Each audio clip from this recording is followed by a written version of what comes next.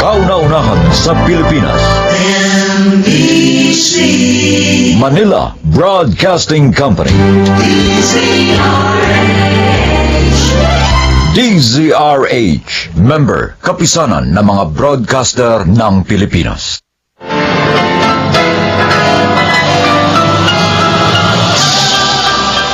Buong karangalang inihahandog ng DZRH para sa bagong milenyo, ang isa pang magandang dula, may pangako ang bukas.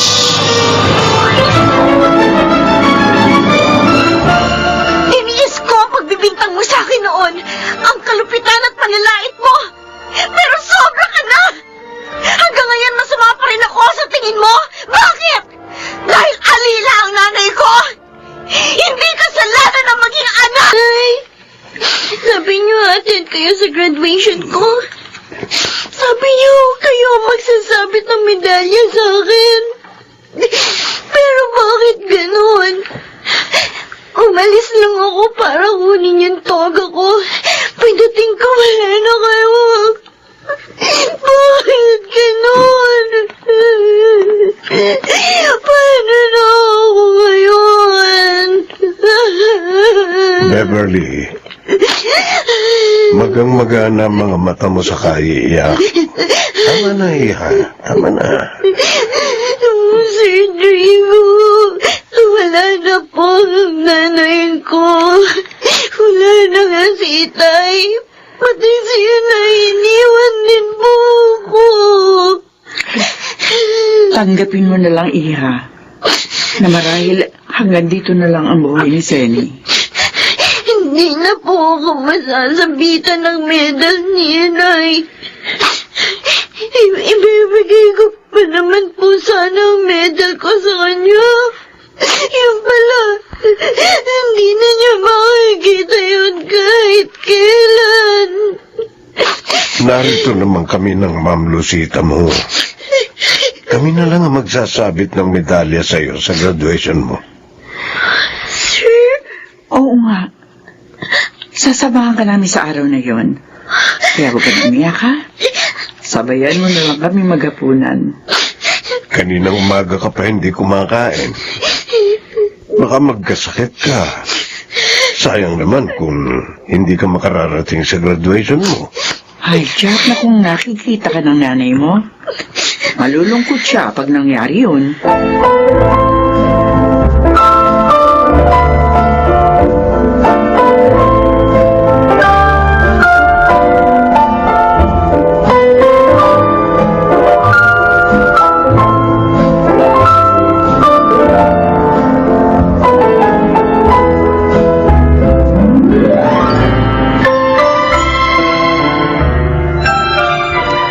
Lucita, nakabili ka na ba ng stock natin ng Pride detergent? Oo, Rodrigo. Alam ko, kailangan natin yon. Kaya hindi ko nakalimutan bilhin na mag-grocery ako. Mabuti naman. Si Marita kasi yung laging bumibili noon para sa atin. Teka, di ba sabi mo masakit ang ulo mo? Bakit ayaw mo pa matulog? Hindi kasi maalis sa isip ko si Beverly. Aawa ko sa kanya, Drigo. Pareho lang tayo ng nararamdaman. Pero anong magagawa natin? Wala na nga si Senny. Hindi nga natin alam na may sakit pala siya sa puso. Eh, siguro inilihim niya yun. Para wag tayong mag-alala, lalo na si Beverly. Nasaktan ng labis yung bata. Mahal na mahal siya ng kanyang anak. Siya ang inspirasyon ni Beverly. Drigo, tulungan natin si Beverly. Wala na siya matitiran ngayon eh. Hindi talaga tayo nagbabago. Maski sa pagpapasya, pareho tayo. Oh, ibig mong sabihin, yun din ang naisip mo? Oo. Gusto ko siyang alokin na ituloy ang trabaho dito ng kanyang ina. At pag-aaralin naman natin siya. Ay, maganda yun. At palagay ko, mapapapayag natin siya.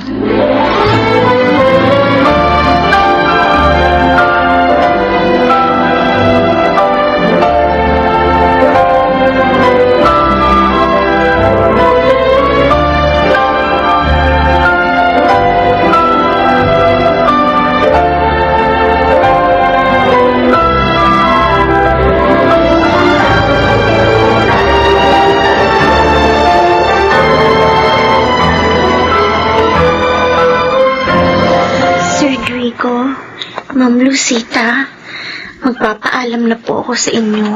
Ha? Ah, Bakit naman? Kasi po, wala na po si inay. Kalabisan na po kung mananatili pa po ako dito sa bahay ninyo. dumito ka na lang. Wala ka namang ibang matitiran. Po, nakakahiya po sa inyo. Ganito na lang. Kung papayag ka, ikaw na magpatuloy ng trabaho dito ng nanay mo. At pag-aaralin ka naman namin sa kolehiyo. Po, gagawin niyo po yun.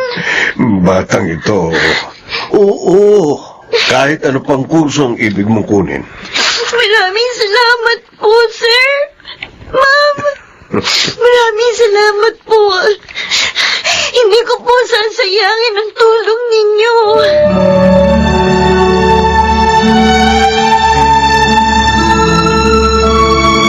Daddy, bakit naman ganon? Bakit pinatira niyo dito ang Beverly na yun? Dana, naging tapat na kasambahay natin ang nanay niya.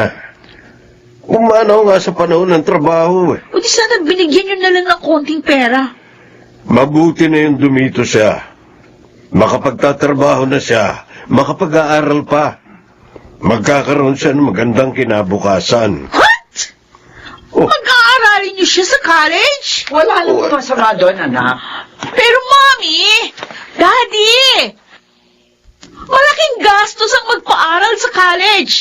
Baka mamaya mahirapan kayo. Sige, kayo rin inaalala ko. Nagbibiro ka ba? Alam mong kaya namin magpaaral. Kahit ilang tao pa. Mamaya mo lumaki pa ulo nun. Palagay ko hindi mangyayari yun. Dahil pinalaki ni Senny si Beverly na mabait at mababang loob. Masipag at matalino pa siya. Kaya hindi nakapanghihinayang na tulungan.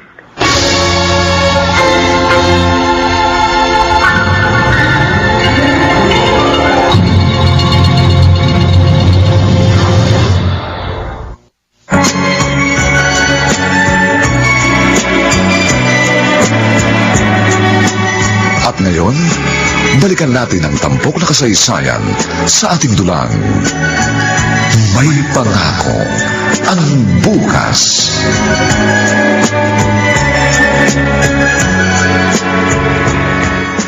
Ano bang problema, pinsan? Bakit ka na pa rito? La, gusto ko lang magpalipas ang sama ng loob, Kuya Steven. Masama ang loob mo? Kanino? Kina Mommy at Daddy. Ha? Ay, bakit naman nagtatampo ka sa kanila? May hiningi ka ba sa kanila na hindi binigay? Wala. Hindi naman pwedeng hindi nila bigay yung gusto ko. Lalo ako magagalit. Oo, spoiled ka eh. Eh, ano nga ba yung pinagtatampo mo sa kanila? Sinamahan nila si Beverly sa graduation niya.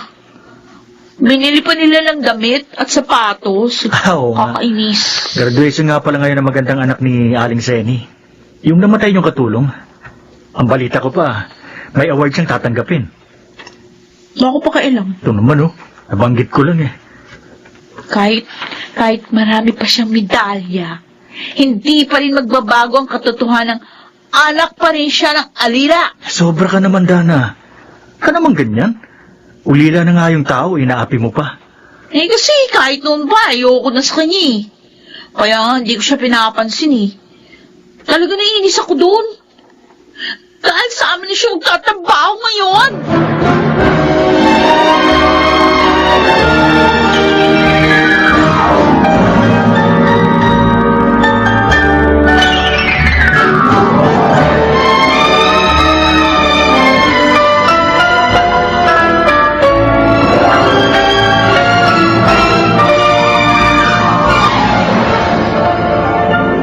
Oh, ano? Nabusog ka ba sa dinner natin, Beverly? Opo, ma'am. Salamat po sa inyo. Ibinili niyo na nga po ako ng mga gamit. Sinamahan niyo pa po ako ngayong graduation ko. Tapos, kumain pa tayo sa labas. Ay, naging masaya naman kami sa pagsama sa iyo, Iha. Akala nga nila, kami ang parents mo eh. Kaya binati rin nila kami. Kaya ngayon, ako na lang mag-isa magde-dinner. Mommy, Daddy, Kasi, kumain na kayo sa labas kasama niya. Ay, anak, pasensya ka na sana. Minsan lang naman ito. Oh, sana nga minsan lang. Dahil hindi naman tama na masiintindihin niyo pa yung anak ng alila natin. Kesa sa akin, ano? Dana!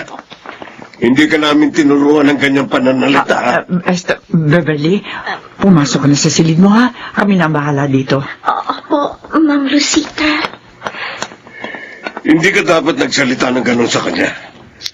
Wala siyang ginawang masama. Napasaya pa nga niya kami dahil inakala na marami na anak namin siya. At nagbigay ng karangalan sa amin.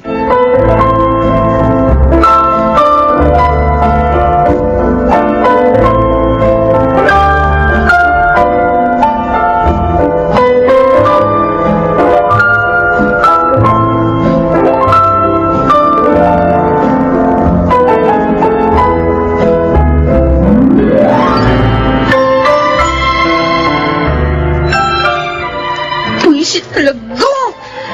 Buisit. Sa akin pa nagalit. Ako na nga agrabyado. Nakapagsapit lang sila ng medalya dun sa anak ng dati nilang alila. Tuwang-tuwa naman sila. Hindi naman nila kamag-anak yun. Para pag malasakitan. Hindi ako papayag na maulit pa ito. Hindi!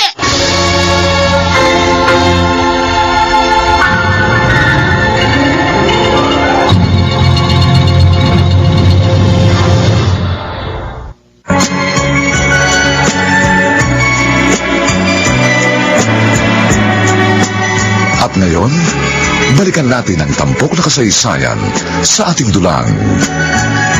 May pangako ang bukas.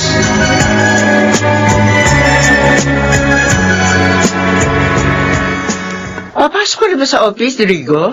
Oo, late na nga ako eh. Akala ko kasi sasabay sa akin si Dana. Kaya hinihintay ko. Nalaman ko na lang kay Beverly na nauna na pala siyang umalis sa akin. Nako. Nagtatampo pa rin sa atin ang batang yun. Hindi pa rin niya ako kinikibo. Kahit nagkakasama kami dito sa bahay. Natuto na siya magtanim ng sama ng loob. Ganong hindi naman natin itinuro sa kanya yun. Nahihiya tuloy ako kay Beverly dahil sa ugali ng ating anak. Kausapin natin si Dana, Rodrigo. Lambingin. At saka paliwanagan. Baka naman this time, maunawaan niya na tayo.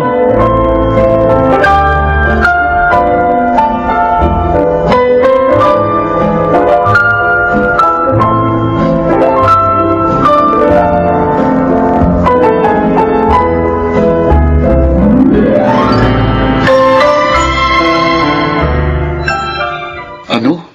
Ayaw mo pang umuwi? Bakit? Maiinis lang ako sa bahay namin. Kaya gusto ko muna magpalipas ang oras dito sa park, Joseph. Sino ba kagalit mo sa inyo? Di ba wala ka namang kapatid? Oo nga, wala. Solong anak lang ako. Ang kinaiinisan ko doon, yung anak ng dati naming Chimay, Ha? na tinutulungan ngayon ng parents ko. Kinuha siya ni na mami at daddy na maging Chimay din namin. Dahil patay na yung nanay niya. Ulila na pala siya eh. Hindi ka dapat mainis sa kanya kasi kawawa yun. Basta, mabigat ang dugo ko sa babaeng yun. Ayoko siya nakikita. Ayoko.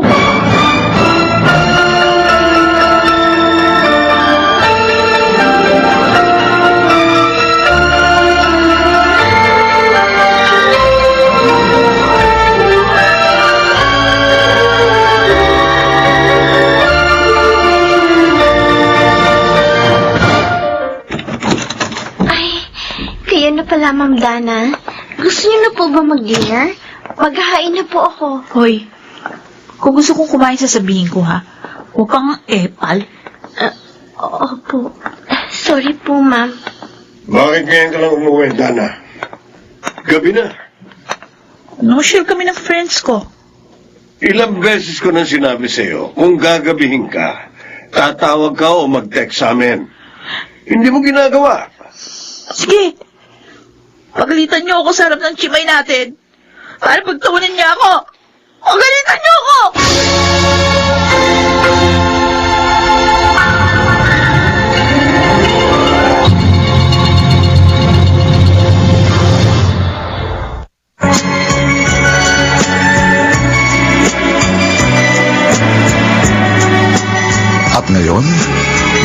natin ang tampok na kasaysayan sa ating dulang. May pangako ang bukas.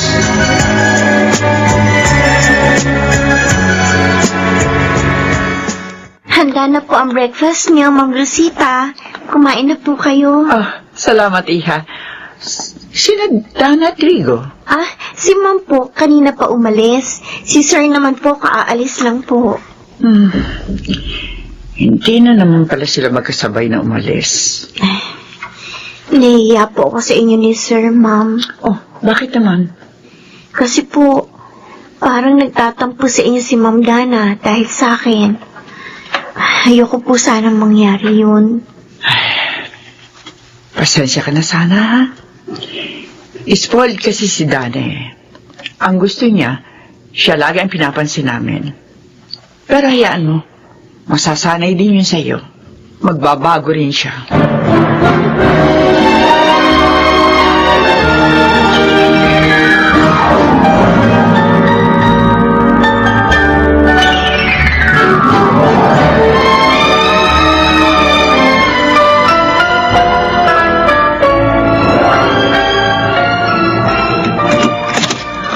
Dana, nandiyan si Clotilde, ang kaibigan kong kinukunan mo ng mga product from Hong Kong and Korea. Marami siyang dala. Gusto niya makita mo yun. Wala na akong pera, Mami. Bus ng allowance ko. Bumaba ka na, tingnan mo. Ako na bahala dun. Triga? Kayo magbabayad lahat ng magugustuhan ko doon? Of course. Anak kita eh. At kaya kami nagsisikap ng daddy mo para sa'yo. Kasi parang pinagpapalit niyo na ako sa iba eh.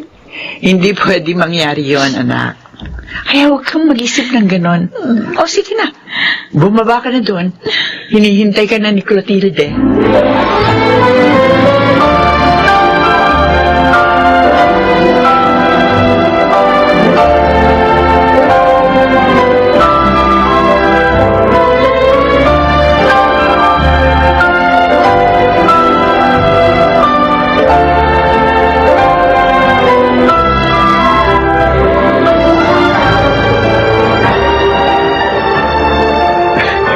Kaya pala niyaya mo akong mamasyal dito sa park para ma-display ang mga bagong binili sa yung gamit ng parents mo. Talagang masaya ako ngayon, Joseph. Kasi na-feel ko na ako pa rin ang pinaka-importante sa amin. Siyempre naman, walang anak na hindi importante sa mabuting magulang. Yun ang madalas sabihin sa akin ng parents ko. Kaya sinasabi mo rin sa akin ngayon? Oo, para maalala mo nang hindi ka nagtatampo sa parents mo. Ayaw mo ko ba? Pero kapag nakikita ko na pinapansin nila at pinakahalagaan yung katulong namin na yun, nagkakahit ako talaga. Gusto lang talaga nilang tumulong sa taong kaawa-awa. At dapat maging proud ka doon. Dahil mabuting tao ang parents mo.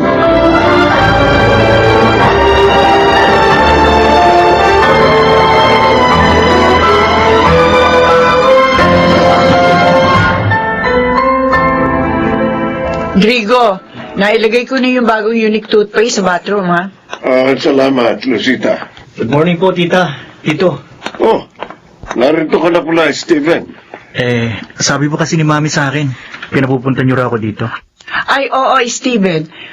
Pasasamahan sana namin sa'yo na mag-enroll si Beverly. May meeting kasi ako ngayon sa isang importanteng kliyente. At ang tita Lucita mo naman, sasamahan si Dana sa kaibigan ng Alahera. Kaya walang sasama kay Beverly. Pwede kayong samahan mo siya, iyo? Sure, tita. Tito. Wala naman akong gagawin sa office ngayon eh.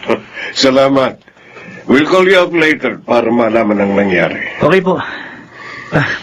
Mabuti naman po pala. Wala nang tampo ni Pinsan sa inyo. Inaamo kasi siya ng tita mo. Kaya umain na rin ako. Para mapaliwanagan namin siya.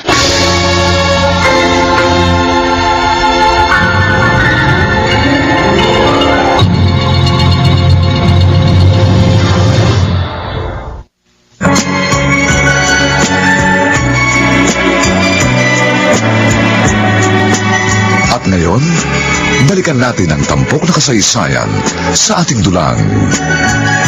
May pangako ang bukas.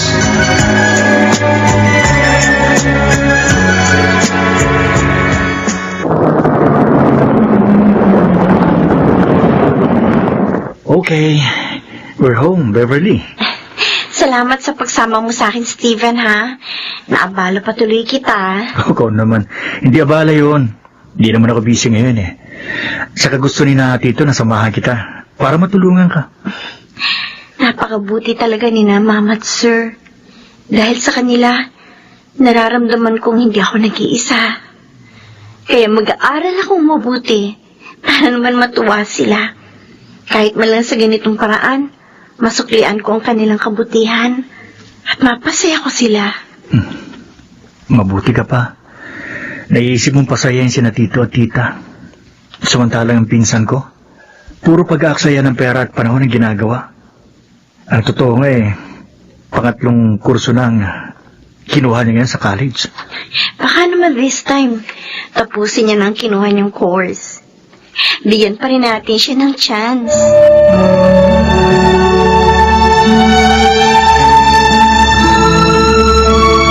Pambihira naman.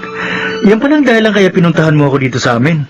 Eh kasi gusto kong makabalita sa nangyari kahapon. Pinasamahan pa pala sa'yo, babaeng yun. Ay, special siya ha? Ayan ka na naman eh. Gumagawa ka na naman ay kaiinis mo. Eh kasi sabihin mo na kung ano nangyari. Bakit hindi si na Tito ang kausapin mo?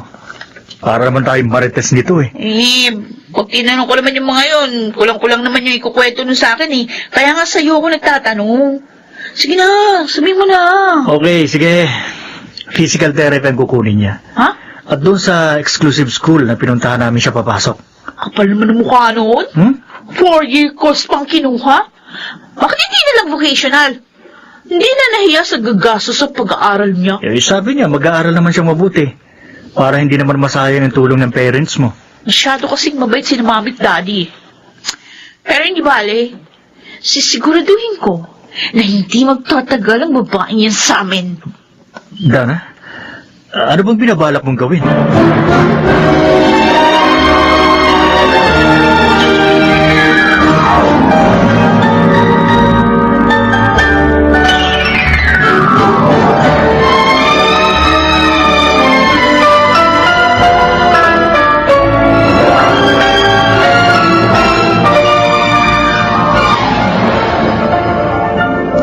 Heto na po ang merienda niyo, Ma'am Dana.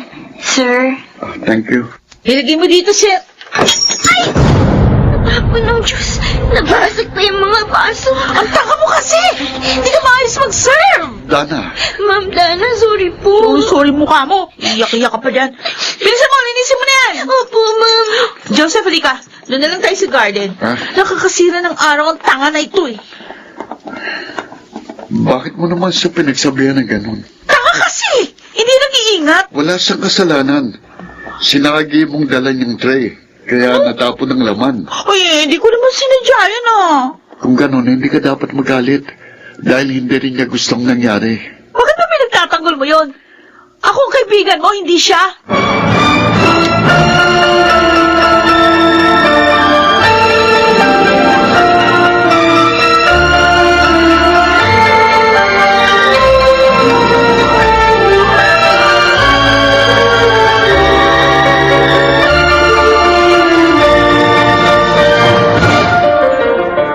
Walang yung babaeng yun. Sobrang paawa. Di lang si Mami ang nakukuha niya. Pati si Joseph, nakukuha na rin niyang sympathy. Samantalang, ngayon lang niya nakita si Beverly. Kakainis talaga. Dapat siya mawala dito. Unti-unti niya nang inaagaw ang lahat sa akin. Ano bang dapat kong gawin? Alam ko na. Alam ko na kung anong gagawin ko. At dito, baka hindi lang siya basta mapalayas. Baka makulong pa siya.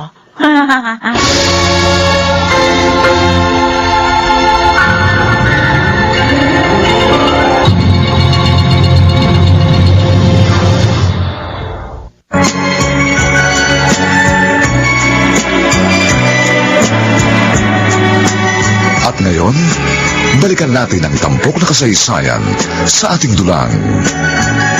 May pangako ang bukas.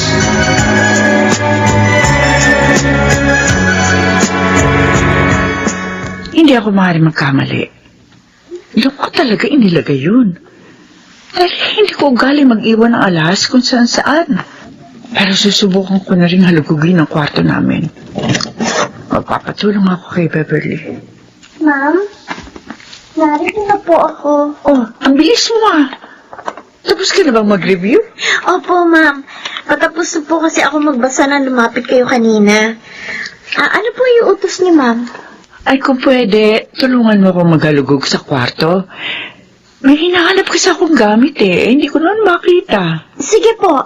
Ano pong gamit yun, ma'am?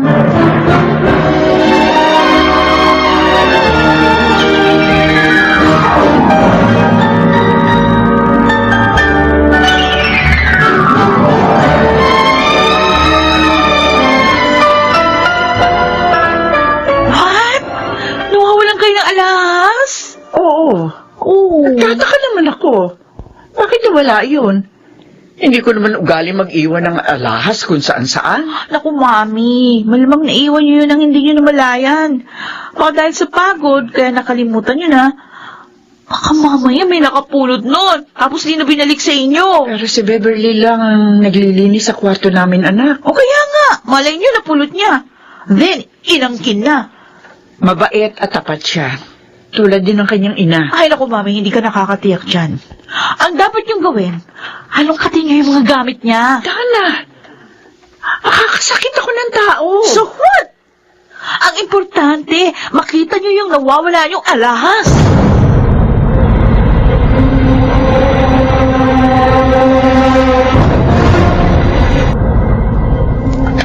Ito ba nawawala mong alahas, Lucita? Ang brilyante mong kwintas? Oo, Rodrigo. Hindi. See? Nakita niyo yan? Sa gamit ng malditang ito? Ma'am Dana, hindi ko po ginawa yan. Sinungaling ka? Lana, bakit mo siya sinampal? Ninakawan niyo si Mami, Daddy. Mabait na nga kayo sa kanya, tapos sinabuso pa kayo? Hindi po ako magnanakaw, sir. Sinungaling. Ma'am, maniwala po kayo. Hindi ko po magagawang gantihan ang kasamaan ng kabutihan niya sa akin. Plastic! Lumayas ka na nga rito. Magnanakaw kayo. Dana, tama na yan. Mami! Sige na. Beverly, ilan ka na muna sa silid mo. Iwan mo muna kami, ha? Ipatatawag ka na lang namin, Iha. Opo, sir. Ma'am. Mami! Daddy! Palayasan niyo na babaeng yun dito. Magnanakaw siya eh. Dan, Ipapahamak niya lang tayong lahat. Hindi siya dapat pagkatiwalaan.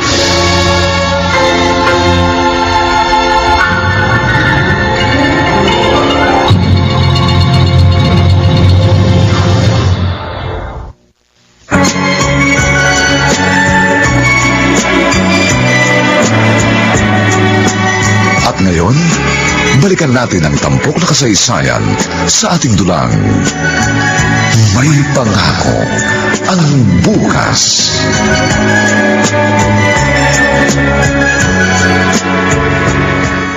Dana, narito na ako. Buti naman.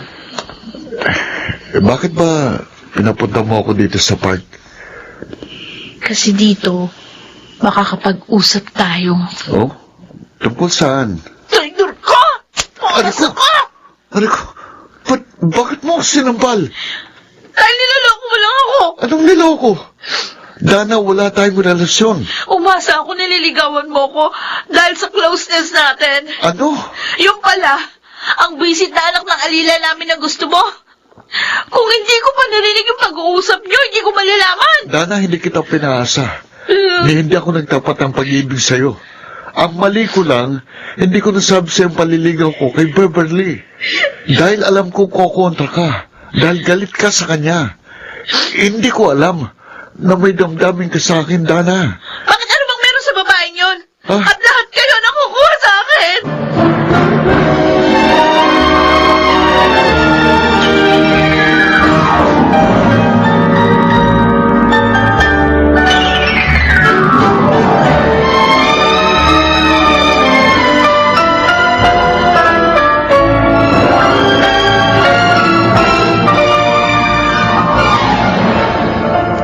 bang problema, pinsan? Bakit ka umiinom ng alak? Dito pa sa bahay namin. Kasi gusto ko, samahan mo rin akong uminom. Tutong nasa province naman ng mommy at daddy mo. Para namang hindi mo ako kilala, pinsan. Hindi nagbabagong ugali ko. Kahit walang parents ko. Ngayon sabihin mo, ano ba talagang problema mo? Si Joseph. Nalaman ko kasi, hindi niya pala ako mahal, pinsan. Ayos lang yun. Hindi mo naman siya boyfriend, di ba? Ikaw lang kasi. Hinayaan mong mahulog ang loob mo sa kanya.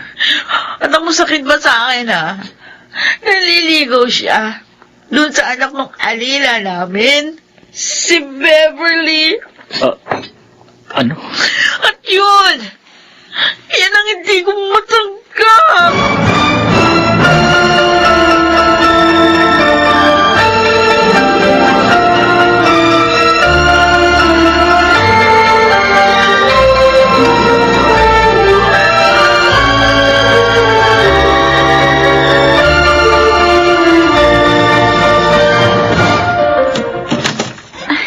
Kayo pala, Ma'am Dana. May kailangan kayo? Walang hiya ka?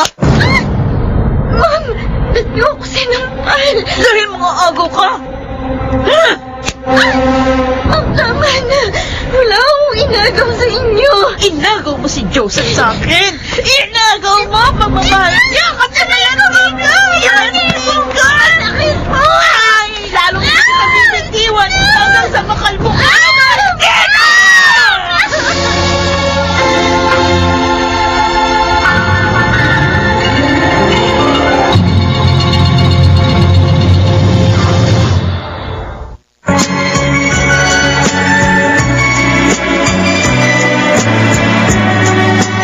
At ngayon, balikan natin ang tampok na kasaysayan sa ating dulang. May pangako ang bukas.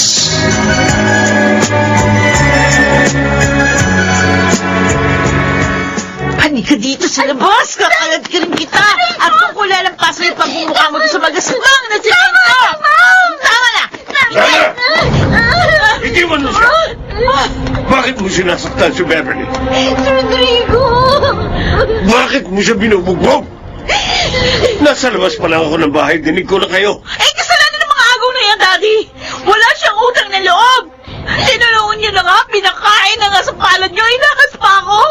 Bakit ka nagsalita ng ganyan? Inagaw niya sa akin si Joseph! Hindi po totoo yan, sir. Parang hindi! Si Joseph po ang kusang nanligaw sa akin. Hindi ko nga po siya sinagot. Sinungaling! Tinakit mo siya! Nagtagumpay ka naman! Walang hiya ka, maldita! Bakit, Dana? Boyfriend mo na ba si Joseph? Daddy! Kayong dalawa na ba? Kaya ka nagwawala ng ganyan? Dahil kung hindi, nakakahiyang ginawa mo. Palayasin niyo na dito ang babaeng yan! Kung hindi niya palalayasin ako, lalayas dito! Kumusta na ang pakiramdam mo, Beverly? Ma'am Lucita, sorry po. Alam ko pong ayaw niyo mag-away kami ng anak ninyo.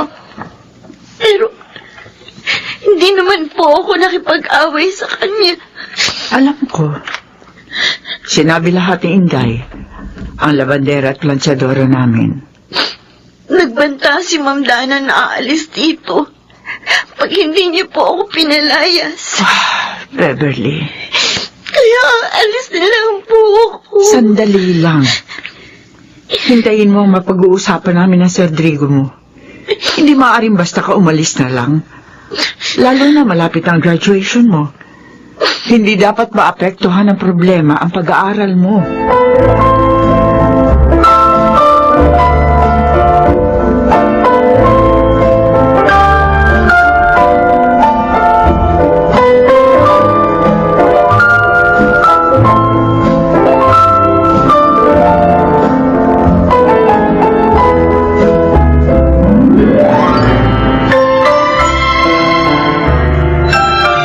Nakausap ko na si Steven, Lucita. O, anong sabi? Pumayag ba sila? Oo.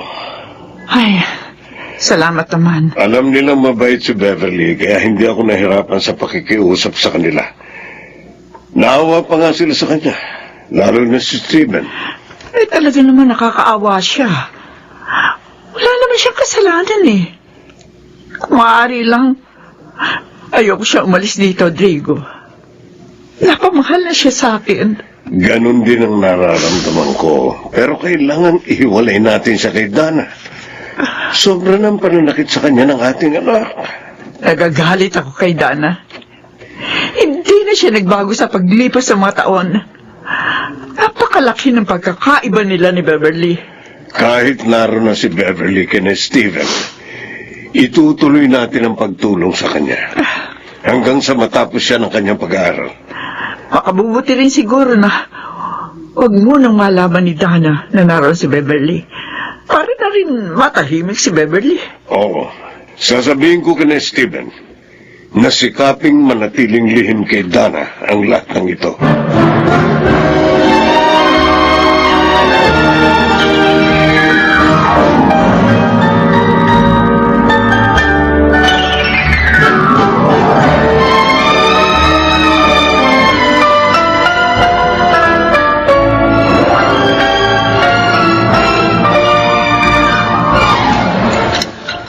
Ayan. Tapos ko nang hugasan ang lahat ng ligpitin dito sa kusina. Iba talaga pag may smart dishwashing. Madaling makatanggal ng dumi sa gamit. Mabango pa. Oh, Beverly. Bakit ikaw ang gumagawa dito sa kusina? Sabi ko kay Manang Nena, tutulungan ko na siya. At saka, pasasalamat ko na rin ito sa pagpayag din yung tumira ako dito. Mabait ka. Kaya masaya kami nakasama ka. Lalo na ako. Steven? Kasi mas madalas na tayo nagkakausap ngayon. Matatahimik ka na rin dito. Dahil hindi ako papayag na guluhin ka pa ni Dana dito.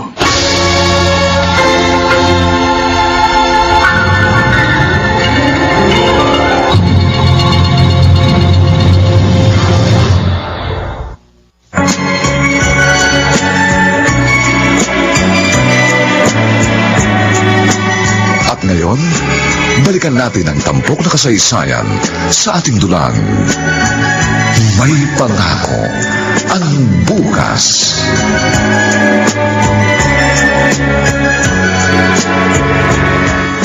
Ilang araw ko nang hindi nakakausap si Beverly. Hindi ko na makontak ang cellphone niya. Iniiwasan kaya niya ako? O may nangyari lang? Mabuti pa. Puntahan ko siya sa kanila para hindi na ako nag-iisip ng ganito.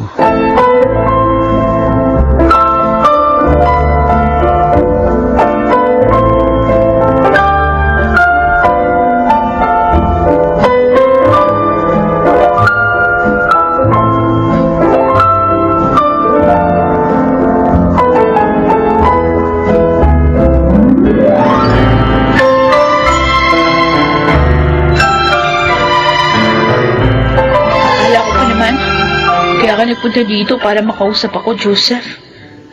Yung pala, para tanungin tungkol sa buwisit na si Beverly. Pasensya na, Dana. Ilang araw ko na kasi siyang hindi nakakausap. Ay, Joseph, kalimutan mo na yun.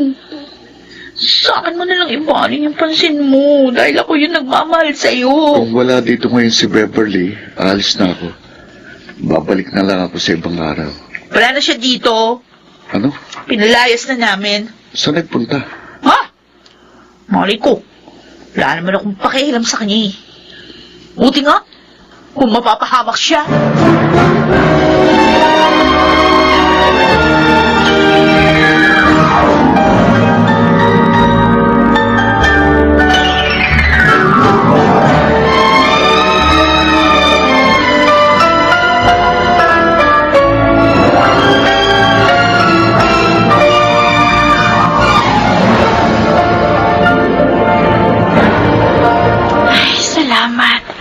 Makakauwi na rin. Nakakapagod ang maghapon. Kaya lang ang hirap sumakay. Sayang, Hindi ako masusundo ni Steven. Beverly, Joseph! Ikaw pala! matagal na kitang inaabangan dito sa labas ng ospital kung saan ka nag-OJT. Mabuti na lang, natsyempuhan din kita. Ano nangyari sa'yo? Bakit matagal ko nang hindi makontak ang CP mo? Nagpalit na ako ng SIM card. Ha? Mula nung umalis ako sa kanila. Parang narising katatahimik nating lahat. Bakit ba? Anong nangyari? Sinaktan niya ako nang malaman na panliligaw mo sa akin. Buti na lang patuloy pa rin akong tinulungan ng parents niya. Inilipat ako kina Steven. Ang pinsan ni Dana? Oo. Beverly, maaari ba kitang dalawin doon? Wag na, Joseph. Ha? Kalimutan mo na ako. Mga matahimik na tayo pare-pareho. Joseph, gusto kong maabot ang mga pangarap ko.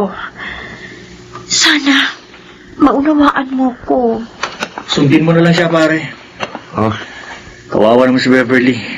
Kung i-eskandaluhin na naman at sasaktan ni Dana. Steven, sabi mo hindi mo ko masusundo. Maaga ako natapos sa meeting namin eh. Kaya pinuntahan na kita. Let's go. Joseph, aasahan ko. Susundin mo ang pakiusap namin ni Beverly.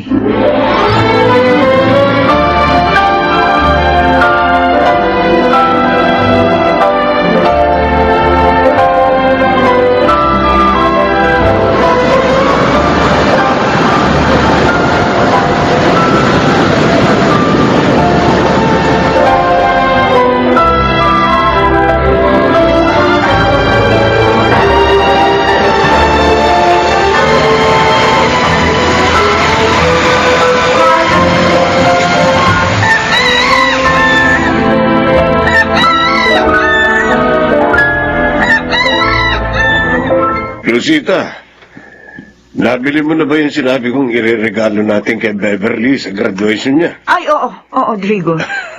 Mabuti. Sana magustuhan niya ang regalo natin. Mabuti pa si Beverly. Ang tatapos na sa medicine. Samantalang si Dana, 27 years old na.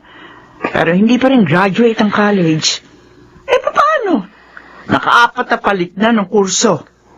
May back subject pa. Walang tigil sa lakwatsa eh. Bala ko nga, pag bumagsak pa siya this time, hindi na natin siya pag-aaralin. Tama talagang desisyon natin na ilipat siya kay Steven at ilihim yung kay Dana. Sinungaling kayo! Ha? Kala ko ba naman, pinalayas niyo na talaga si Beverly. Niloko niyo lang pala ako. Dana? Nakuha na talaga ng malditang yun ang pagmamahal niyo sa akin. Tumigil ka nga. Kung umarte ka, para kang bata. Matanda ka na. Dapat nauunawaan mo na mga sinasabi namin sa'yo. Daddy! Ayaw mo tulungan namin ng ibang tao? Bakit? Dahil insecure ka. Dahil sila may narating. Pero ikaw na anak namin, wala pa rin. Sige! Pagtulungan niyo ako! Pagtulungan niyo ako!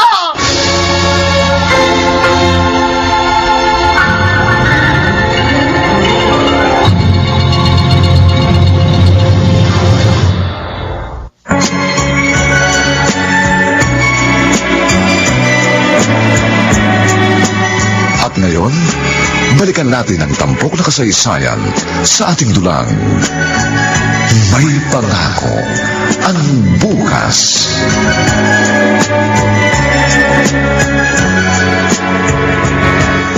Ano pa talaga sasabihin mong good news? Galing dito sina Tito at Tita.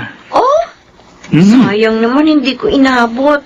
Kinausap kasi ako ng resident doctor ng ospital eh. O ano sabi nila? Kumusta na sila? Ipagpapatayo ka rin nila ng klinik. Ha? Talaga? Oo. At syempre, may itinuro na ako sa kanilang magandang lugar. Masaya naman, Steven. Kaya lang, Ano na naman? baka pag nakarating lahat ito kay Dana, magalit ng gusto yun. Insecure siya sa'yo. Naiingit kaya nagagalit. Pero siguro panahon na para tumayo ka. Steven? Hindi ko naman sinasabing awayin mo siya. ipakita mo lang sa kanya na hindi kanya dapat isubsob sa lupa dahil pareho lang kayong nakatungtong sa lupa.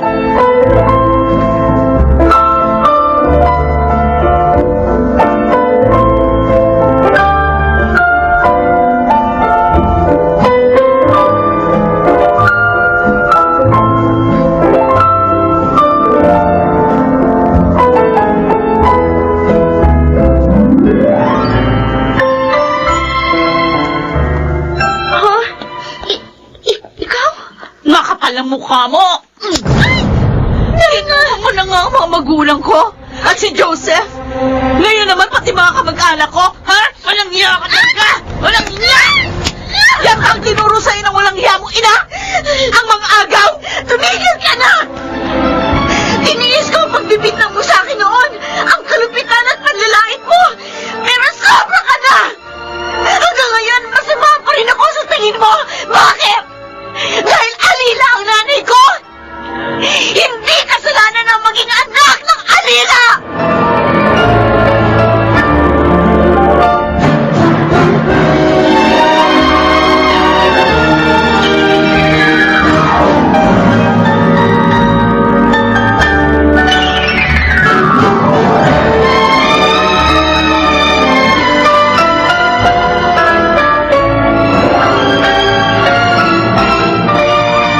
Lucita, nakausap ko si Steven. Pinuntahan pala't inaway na naman ni Dana si Beverly. Ano? Ang babae yun talaga?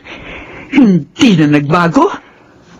Ayoko sanang gawin ito, pero palagay ko, ito lang ang paraan para matauhan si Dana. Anong ibig mong sabihin? Ipagtapat na natin sa kanya ang katotohanan. Ha? Sasabihin na natin sa kanya? At anong katotohanan yon, Mami? Daddy? Dana? Sabihin nyo! Ano?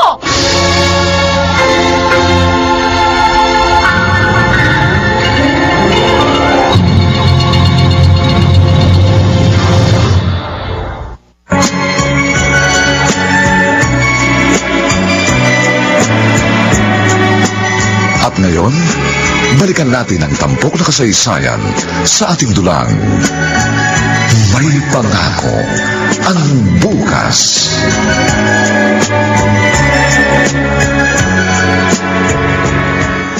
Bakit hindi kayo magsalita ngayon? Mami! Daddy! Sabihin nyo! Dana, Tungkol sa tunay mong pagkatao, hindi ka namin tunay na anak ni Lucita. Hindi. Hindi totoo ang sinabi nyo? Hindi! totoo ang sinabi ng Daddy Drigo mo.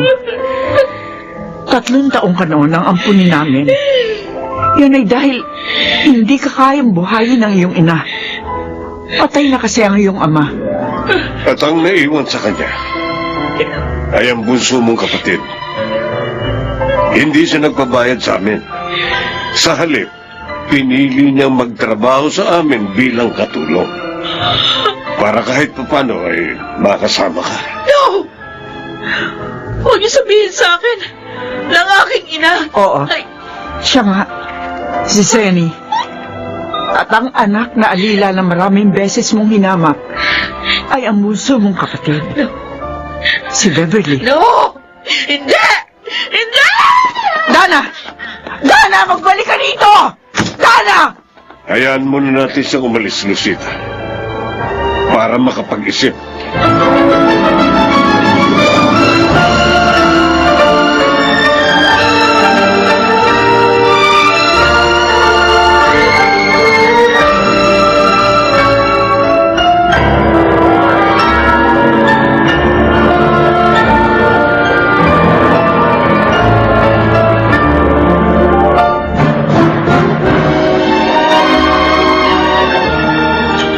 Ano bang mahalagang bagay ang sasabihin mo sa akin, Beverly?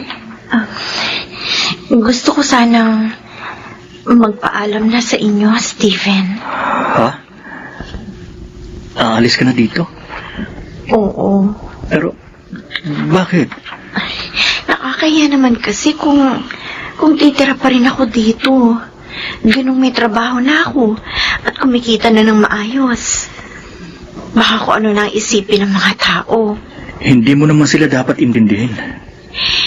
May pagkakataon kasi na dapat ginati isaalang-alang ang ating kapwa. Dahil sa iisang mundo lang tayo naninirahan. Kung ganun pala, hindi na kita lagi makikita at makakausap. Maaari ka naman magpunta sa ospital na pinapasukan ko. O kaya sa bahay na uupahan ko. At kahit sa magiging klinik ko. Ayoko sanang mapahiwalay ka sa akin. Stephen? Beverly, I love you. Noon pa man. Pero sinikap kong hintayin ang tamang panahon para ipagtapat ko sa iyo ang aking damdamin. Nabigla naman ako. Sorry kung nabigla kita. Pero sana mapag-isipan mo rin ito. Akala ko mabait ka lang talaga. Yun pala. May damdamin ka rin sa akin. Rin? Oo. Dahil noon pa, mahal na kita. Ha? Pero, isinaisang tabi ko yun. Alang-alang sa mga pangarap ko. At sa mga taong tumutulong sa akin. Beverly, napakasaya ko. Salamat. Hindi ka magsisisi sa pagtanggap mo sa pag-ibig ko.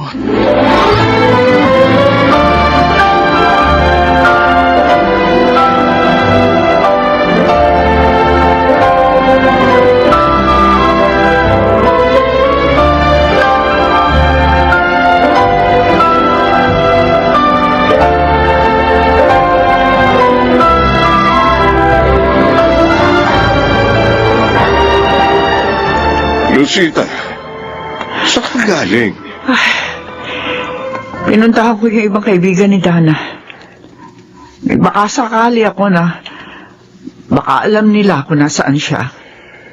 Ilang araw na nga pala siyang hindi umuwi dito. Uy, kumusta naman ang lakad mo? Walang nangyari. Lahat sila hindi alam kung nasaan siya. May dala siyang konting pera nang umalis dito. Pero malamang, ubus na yan ngayon. Drigo, kausapin natin si Beverly.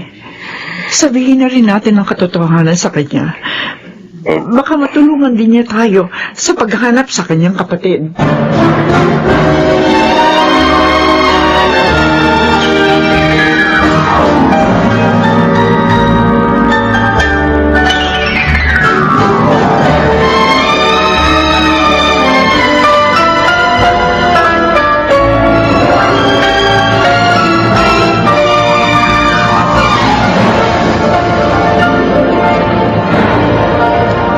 Ano po? Nawawala si Dana? Oo, Stephen. Ilang araw na. Bakit po siya umalis nang walang paalam? Kasi hindi niya matanggap ang katotohanan ng kanyang nalaman. Ang lihim ng kanyang pagkatao. Teka, tita. Huwag niyong sabihin, hindi niyo siya tunay na anak. Tama ka. Hindi. Ampun niyo lang pala siya. 3 taon pa lamang siya noon ang ampunin namin. Dahil hirap na hirap si Zenny, hindi alam kung paano kanyang bubuhayin. Sandali po. Bakit napasama po kami ni Inay sa kwento ni Dana? Dahil si Dana, ang panganay mong kapatid. Legal namin siyang inampun sa iyong ina. Dahil kailanman, hindi kami maaari magkaanak ni Drigo. Ang babaeng nanakit, sumira at tumamak sa akin. Kapatid ko pala. Kung ganun, hindi ko pinsan si Dana. Oo, Stephen. At alam ng mga magulang mo ang tungkol dito. Anong biro ng buhay itong nangyari sa amin? Patawarin mo sana kami, Beverly. Hindi namin gustong saktan ang damdamin mo. Ang totoo, wala na kaming balak pang sabihin ito. Pero kailangan gawin. Nasa na po ngayon si Dana, Tito? Hindi namin alam. Kaya nga gusto namin magpatulong sa inyo.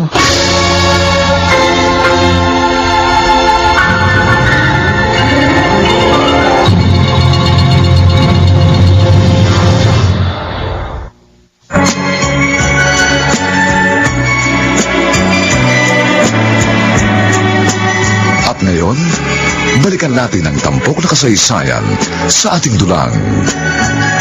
May pangako ang bukas.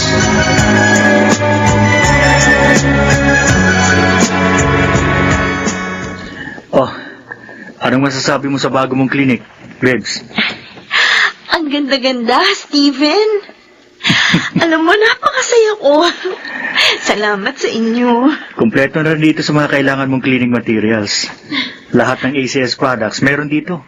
Lalo na yung Shield Bath Soap. Thank you. Talagang kailangan ko ang Shield Bath Soap. Dahil yun na lagi kong ginagamit. Ah, by the way, may balita na ba sa paghahanap ninyo sa kapatid ko? Wala pa rin eh. Humingi kami ng tulong sa mga pulis. Doktora! Doktora! Mark, bakit? May babae pong nawalan ng malay sa labas po nitong klinik. Ano? Oh, yan. Tingin ko, may buena mano ka ng pasyente.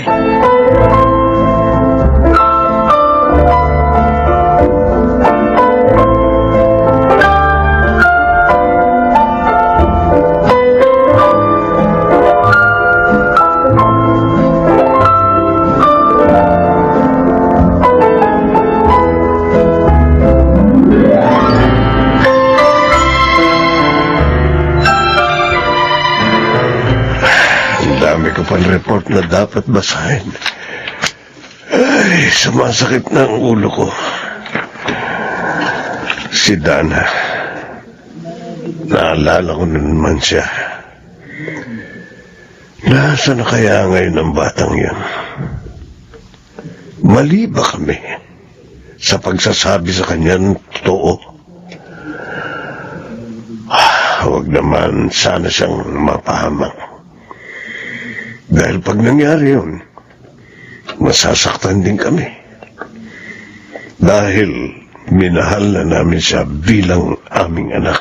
Rigo! Rigo! Oh, bakit para ka natataranta, Lucita? Tumawag si Beverly. Natagpuan na raw nila ang ating anak.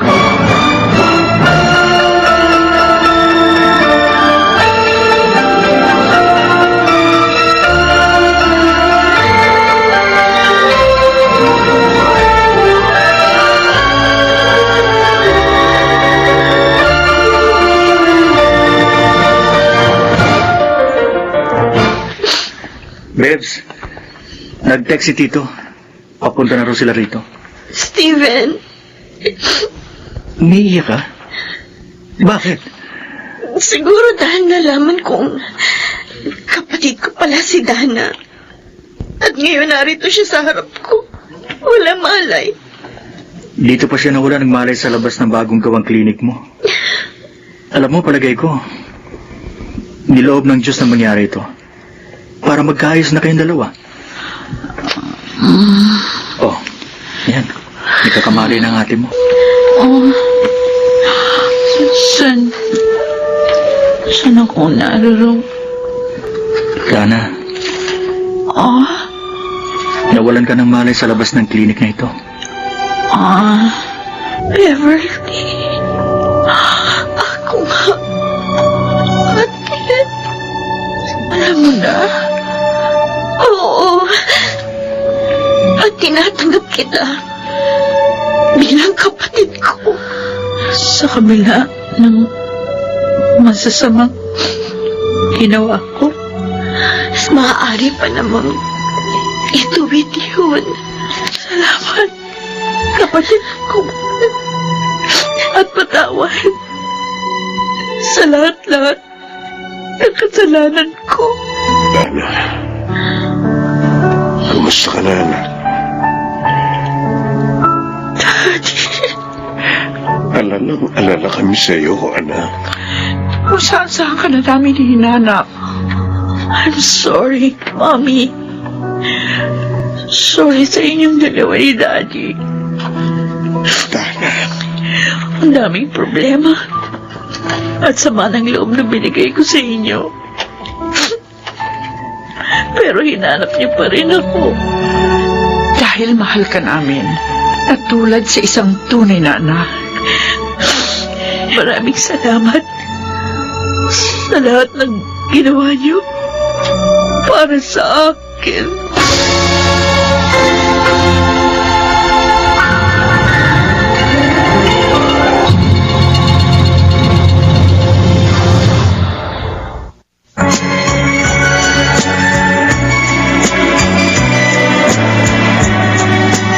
At ngayon, balikan natin ang tampok na kasaysayan sa ating dulang.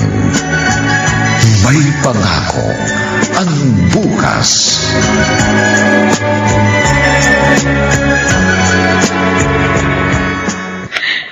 Sure ka ba na dito mo ako gustong matulog sa room mo, Ate Dana? Oo. Oo, bunso. Para makapagkwentuhan tayo ng gusto. Sabagay, gusto ko yun. Ngayon pa lang nga tayo magkakabanding ng ganito. At marami akong gustong itanong sa'yo. At ano naman yun? Kung paano naging kayo ni Steven, samantalang si Joseph yung nanliligaw sa'yo nun. Ang totoo, noon pa may lihim na akong pagtingin kay Steven. Kaya nga hindi ko sinagot si Joseph eh. Talaga? Oo. At ito huli, nalaman ko nang magtapat siya sa akin ha. Pareho lang pala kami ng damdamin. Kaya yun, sinagot ko na siya. O di sa kasalan ng tuloy niyan. Ay, hindi po. Bakit? Dapat mauna ka muna sa akin, ate.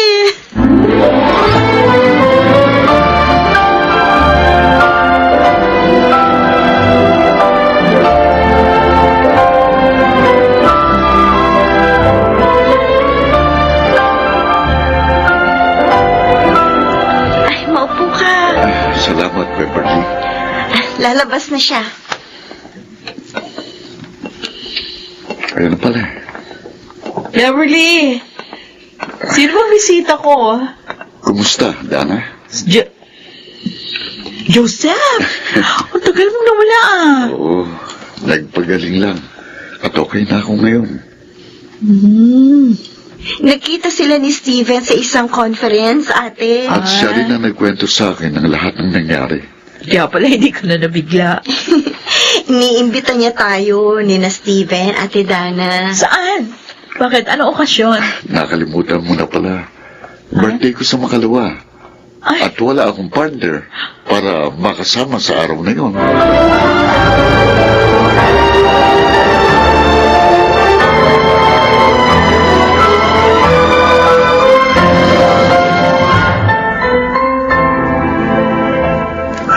namasyal na naman pala si Dana at Joseph. Opo, Daddy. Abay, mukhang nagkakaigi na ang dalawang yun ah. Madalas na magkasama sa mga pamamasyal. Okay lang po yun. Para mauna sa akin magpakasal si ate. Masaya na kami ngayon ng Mami Lucita mo, Beverly. Dahil magkasundo na kayong magkapatid. Ako rin po. Damang-dama ko na sa kabila ng mga nangyari sa buhay ko, may pangako ang bukas.